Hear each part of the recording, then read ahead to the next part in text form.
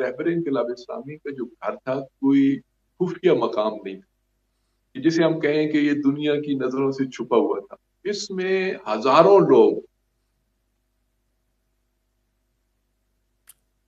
आपकी आवाज आ रही है? इसमें जी जी, मैं अर्ज कर रहा था कि ये कोई खुफिया मकाम तो नहीं था, और इसमें हजारों के उन्वान से आना जाना रहता था। मैंने अर्ज किया ना कि 2 दिन कुरान की एक नशिस्त थी, और जिसमें ईरान के हजरात आए हुए थे और का मजमा मौजूद था। हमने उसको इस तरह मुसलसल प्रोग्राम, यानी बाज की टीवी कवरेज होती थी टीवी, लिहाजा ये कहना कि खुफिया नेटवर्क बना के उस जो है वो पहचान लिया और उसको डिस्कवर किया, तो ये तो बात तो कोई बात। आप जानते थे, पूरा ईरान जानता था कि कौन सी जगह है और कितना एरिया है कि जिसके अंदर है।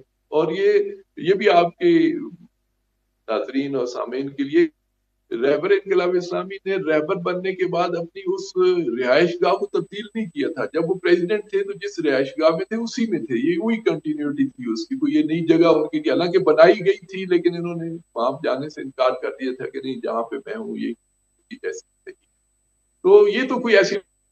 और फिर आज का राइट्स का दौर है, उसको कोई खुफिया भी हो सकता है कि आप न सुन।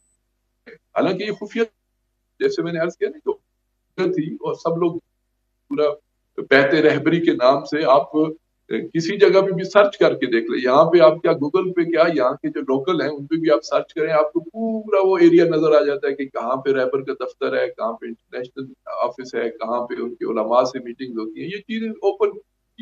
लिहाजा इसको मैं फेलियर नहीं कह सकता, मैं इस पे ये कह सकता हूँ कि जो रहबर इनकलाब की तरजीहात थी कि उन्होंने किस अंदाज से जो है वो इस दुनिया से जाना है। अगर रहबर इस पे खुद इसरार न करते और इंटेलिजेंस इदारों पे या सिक्योरिटी इदारों पे अगर छोड़ देते और वो कोई ऐसी मैनेजमेंट करते, तो फिर तो हम कह सकते थे कि उन्होंने उनके उस सर्कल को तोड़ के जो है वो जाके हमला किया। नहीं, ये ओपन जगह थी, उन्होंने ओपन हमला